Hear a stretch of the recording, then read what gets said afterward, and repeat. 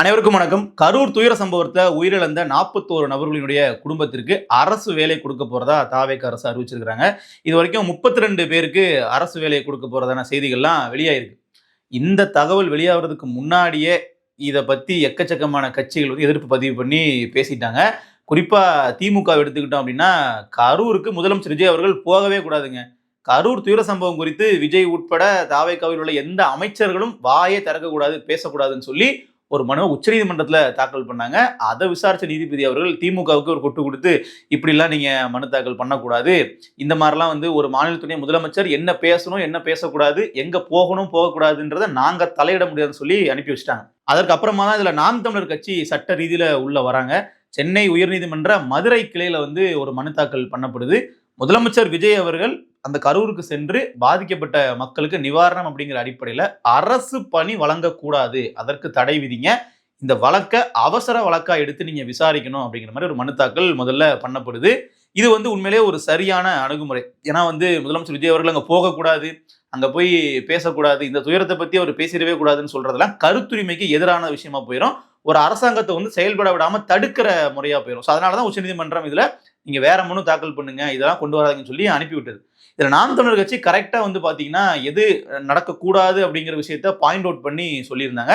இந்த வழக்கை வந்து நீதிபதி அவர்கள் உடனடியா அவசரமா விசாரிக்க முடியாது, இதை நீங்க நார்மலா ஒரு மனுவா தாக்கல் பண்ணுங்க, நாம இதை விசாரிக்கலாம் அப்படிங்கிற மாதிரி சொல்றாங்க. மறுபடியும் வந்து பாத்தீங்கன்னா இல்ல, இது அவசர வழக்கா விசாரிங்க, ஏன்னா நாளைக்கு வந்து அவர்கள் அங்க போயிருவாங்க, அதற்கு முன்னாடி இதை விசாரிச்சு ஒரு தடை வாங்கணும் அப்படிங்கிற மாதிரி முயற்சிகள்ல இப்ப நாம் தமிழர் கட்சி ஈடுபட்டு இருக்கு. தாவேக அரசினுடைய இந்த அரசு பணி நாங்க வந்து கொடுக்க போறோம் பாதிக்கப்பட்ட குடும்பத்துக்குன்னு சொன்ன முடிவுங்கிறது எக்கச்சக்கமான ஆஸ்பிரன்ஸ், அதை டிஎன்பிஎஸ்சிக்கு ப்ரிப்பேர் பண்ணுவாங்க, அரசு வேலைக்கு வந்து கஷ்டப்பட்டு பல வருஷங்கள் எக்ஸாம் எழுதிட்டு இருப்பாங்க இல்லையா, அவர்களுடைய மன உளைச்சலை வந்து ஆளாக்கி இருக்குன்னு சொல்லலாம். அவர்கள் வந்து ரொம்ப கோவத்தில் இருக்காங்க அரசு மேல. நாங்க வந்து உங்களுக்கு ஓட்டு போட்டோம், இன்னைக்கு வந்து எங்களுக்கு வரப்போற வாய்ப்பை நீங்க இந்த மாதிரி கொடுக்குறீங்க அப்படிங்கிற ரொம்ப ஒரு பெரிய கொந்தளிப்புல இருக்கிறாங்க. பல நபர்கள் வந்து பாத்தீங்கன்னா எதிர்த்து வந்து பேச ஆரம்பிச்சிட்டாங்க. அவங்க சுதந்திர போராட்ட தியாகியா இல்ல தமிழ்நாட்டு மக்களுக்காக இல்ல தமிழ்நாட்டுக்காக உயிரை விட்டாங்களா? உங்களோட மீட்டிங்காக வந்து நீங்க லேட்டா வந்ததுக்காக உயிரை விட்டதுக்கு நீங்க அரசு பண்ணி கொடுக்கறதுக்கு என்ன சார்? இதுனா உங்க அப்பா வீட்டு சொத்தா சார்? இது தமிழ்நாடு உங்க அப்பா வீட்டு சொத்தா? எத்தனையோ என்னோட அக்கா தங்கச்சிங்க அண்ணனுங்க காலங்காலமா வருஷ கணக்கா தூங்காம ராப்பகலா முழிச்சு டிஎன்பிஎஸ்சி எக்ஸாம் எழுதி வேலைக்காக ஃபெயில் ஆகி வேலைக்காக வெயிட் பண்ணி திருப்பி அட்டன் பண்ணி திருப்பி பாஸ் ஆகிறதுக்காக படிச்சுட்டு இருக்காங்க சார். மாற்றம். இந்த வழக்கை பொறுத்தளவுல, இந்த பிரச்சனையை பொறுத்தளவுல வேலிடான சில விஷயங்கள் என்ன அப்படின்னு பாத்தீங்கன்னா, கரூர்ல அந்த பாதிக்கப்பட்ட மக்களுக்கு அரசு தரப்புல இருந்தும் சரி, தாவேகா ஒரு கட்சியாக இருந்த போதும் சரி, நிவாரணங்கள் போதுமான அளவு வழங்கப்பட்டது. அன்றைய திமுக அரசு 10 லட்சம் ரூபாய், தாவேகா கட்சியாக இருந்த போது 20 லட்சம் ரூபாய், இது போக மற்ற சில உதவிகள் அப்படின்ட்டு பாதிக்கப்பட்ட ஒரு நபருக்கு தலா 35 லட்சம் வரைக்கும் வந்து ஏற்கனவே கொடுத்துருக்காங்க. இப்ப இது போக வந்து அரசு வேலை அவருடைய கருணை அடிப்படையில் அப்படின்னு கொடுக்கறதுங்கிறது ஒரு தவறான முன் உதாரணமா போயிடும் அப்படிங்கிறத சீமான் அவர்கள் ஒரு அறிக்கையாவே வந்து வெளியிட்டு இருக்காரு. உண்மையிலேயே அந்த ஸ்டாண்டுங்கிறது ரொம்ப சரியான ஒண்ணு. காரணம் என்னன்னா, ஒரு உயிரிழப்புக்கு அரசு பொறுப்பேற்கிறது அப்படிங்கிறது சரியான விஷயம் தான். இப்ப இதுல வந்து நடிகரை பார்க்க வந்து தானே உயிரிழந்தாங்க, அவர்களுக்கெல்லாம் எதுக்காக கவர்மெண்ட் பொறுப்பேற்றுக்கணும் அப்படின்னு கூட சில வாதங்களை முன்வைக்கிறாங்க. அதை கூட நம்ம வந்து ஏத்துக்க வேண்டாம். ஏன்னா அவர்கள் என்ன காரணத்துக்காக வந்தாங்க அப்படிங்கிறத தாண்டி அவர்களினுடைய உயிரிழப்பிற்கு நேரடியாகவோ மறைமுகமாகவோ அன்றைய திமுக அரசும் ஒரு வகையில வந்து பொறுப்பேற்றுக்கணும். அவர்கள் தான் திட்டமிட்டு இதை பண்ணிட்டாங்கன்ற குற்றச்சாட்டு தவறானது. அவர்கள் வந்து இதுக்கு பொறுப்பேற்றுக்கணும். அதே மாதிரி இந்த நிகழ்ச்சியை தலைமையேற்று நடத்திய தாவேகாவும் இதுல வந்து பொறுப்பேற்றுக்கணும். அவர்கள் அந்த சமயத்துல வந்து கட்சியா இருந்த போது இதுல பெரிய அளவுல இந்த தவறுக்கு நாங்கள் வருந்துகிறோம், இது வந்து ஒரு விரும்பத்தகாத நிகழ்வு அப்படிங்கிற மாதிரி ஒரு பொதுப்படையான ஒரு ஆக்சிடென்ட் அப்படிங்கிற நோக்கத்தில் அவர்கள் வந்து பேசல. இது ஒரு சதி அப்படிங்கிற புள்ளியில ரொம்ப உறுதியா நின்னாங்க. அதன் அடிப்படையில் தான் இப்போ சிபிஐ விசாரணையும் போயிட்டு இருக்கு. உச்சநீதிமன்ற நீதிபதியினுடைய தலைமையில அவருடைய மேற்பார்வையில அந்த விசாரணை வந்து நடந்துகிட்டு இருக்கு. இப்ப இந்த இடத்துல தான் தாவேகா ஆட்சி அதிகாரத்துக்கு அவர்கள் வர்றாங்க.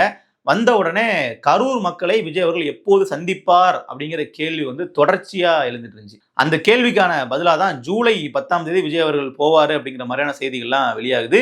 இந்த ஜூலை 10 அவர் போறதுக்கு முன்னாடி நடந்த ஒரு முக்கியமான விஷயம் அப்படிங்கிறது, கரூரினுடைய எம்எல்ஏ எம்ஆர் விஜயபாஸ்கர் அவர்கள் தன்னுடைய பதவியை ராஜினாமா பண்ணிட்டு தாவேக்கால வந்து இணையறாரு. அப்ப கிட்டத்தட்ட இது ரெண்டுத்துக்கும் தொடர்பு இருக்கான்னு பாத்தீங்கன்னா நிச்சயமா இருக்கு. ஒரு அரசியல் காரணமா என்ன இருக்குது அப்படின்னா, முதல்லயே விஜய் அவர்கள் வந்து கரூருக்கு போயிட்டு இந்த பாதிக்கப்பட்ட மக்களை பார்த்திருந்தார் அப்படின்னா இடைத்தேர்தலுக்கான ஒரு அடித்தளம் போடுறதுக்கான அரசியலா பண்ணியிருக்க முடியாது. இப்ப இன்றைக்கு என்ன ஆகுதுன்னா, கரூர் தொகுதி காலியா இருக்கு. நாளைக்கு எம்ஆர் விஜயபாஸ்கர் அங்க நிப்பாட்டலாம், இல்ல தாவேக சார்பா யார வேணாலும் நிப்பாட்டும் போது இப்ப இவர்கள் பண்ணக்கூடிய நலத்திட்டங்கள் உதவிகள் அப்படிங்கிறது நிச்சயமா அந்த தேர்தல்ல அவர்களுக்கு ஒரு வாக்கு வலிமையை ஏற்படுத்தும், மக்கள் மத்தியில ஒரு பார்வை வந்து கொடுக்க மாற்றுகிறது இல்ல. அப்போ இது வந்து ஒரு அரசியலுக்காக இவர்கள் பயன்படுத்துற மாதிரி இருக்கு அப்படிங்கிறதா மற்றவர்களே குற்றச்சாட்டு. அதுல நியாயமும் இருக்கு. காரணம் என்னன்னா, இதே மாதிரி அரசாங்கத்தினுடைய அலட்சியத்தால் பறிபோன உயிர்களுக்கு எல்லாருமே அரசு இதே மாதிரி நிவாரணம் கொடுக்குமா, இதே மாதிரி வந்து காம்பன்சேட் பண்ணுவாங்களா, அரசு பண்ணி கொடுப்பாங்களா, இல்ல இதே மாதிரியான ஊக்கத்தொகை உதவித்தொகை மாதிரி கொடுப்பாங்களா அப்படின்னு பாத்தீங்கன்னா இல்ல. அப்ப அங்கெல்லாம் வந்து நிவாரண தொகையும் குறைவா இருக்கும், இதற்கான அந்த உதவிகளும் கம்மியா தான் இருக்கு. அப்படிங்கும்போது இதுல மட்டும் எதற்காக அப்படின்னு பார்க்கும்போது மக்கள் அந்த கேள்வி இயல்பாவே கேட்பாங்க. இதை வந்து தாவேக ஆட்சியில தான் கேட்கறாங்கன்னு இல்ல, கடந்த திமுக ஆட்சியிலுமே கேட்டாங்க.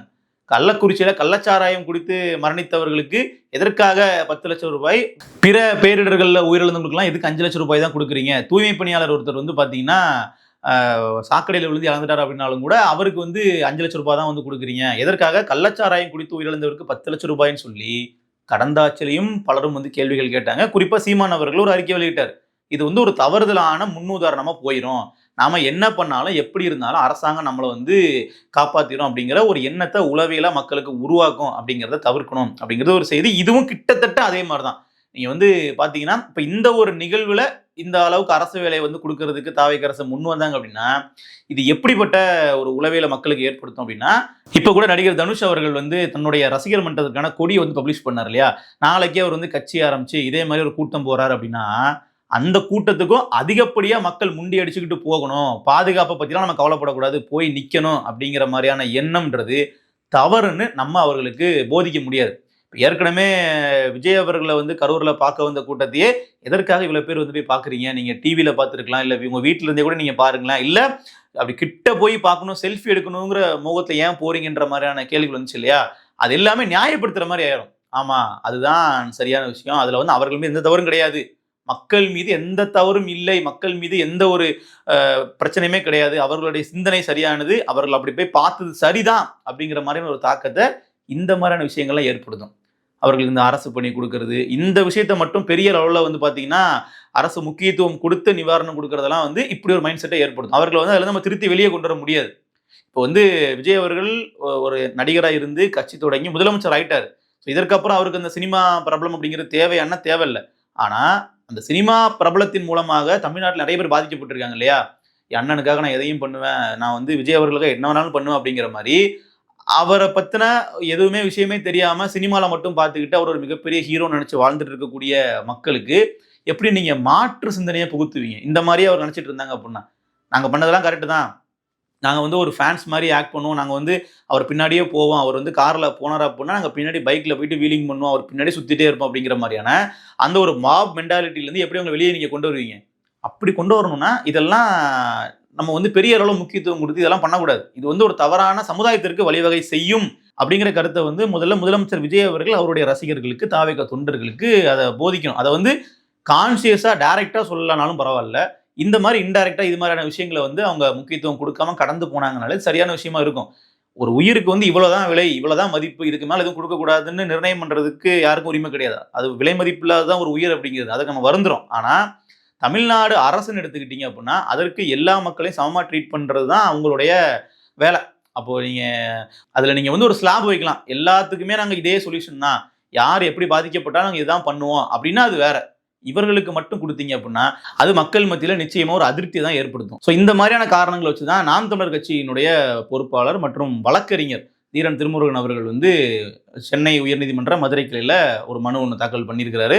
தொடர்ச்சியா சட்ட ரீதியில இதுல வந்து அவருடைய நடவடிக்கைகள் தொடர்ச்சியா அவர் ஃபாலோ பண்ணிட்டே இருக்காரு. இந்த விஷயத்துல நாங்க அரசு பணி கொடுக்க விட மாட்டோம் அப்படிங்கிற ஒரு தீர்க்கமா இருக்காரு. ஒருவேளை வந்து நாளைக்கு விஜய் அவர்கள் அங்க போயிட்டு அரசு பணி வந்து கொடுக்கணும்னு அறிவிப்பு கொடுத்தாலுமே அதற்கு பின்னாடியும் சட்ட போராட்டம் தொடரும் அப்படிங்கிறதுல மாற்று கருத்தே இல்லை. என்ன டேஸ்க்குடா 41 பேர் கரூர்ல கூத்தாடி பையில பார்க்க வந்து செத்து போனதுக்கு அரசு வேலை. இந்த கூத்தாடி பைய வந்து செத்து போன கூட்டத்தை விட்டுட்டு ஓடி ஓடி போயிட்டான். அப்பவே அத போய் முறையா அந்த மக்களோடு கலந்து ஆறுதல் சொன்னவர் செந்தமிழன் சீமான். இன்னைக்கு அரசு வேலை கொடுக்குறீங்க. என்ன ஆங்கில ஏகாதிபத்தியத்தை ஆங்கிலேயர் எதிர்த்து குரல் கொடுத்த செக்கெழுத்து செம்மல் வந்த கூட்டமாடா. ஏற்கனவே அந்த கூட்டத்தை கூட்டி அந்த கூட்டத்துக்கு எல்லாம் பல லட்சங்களை அறிவிச்சிட்டீங்க.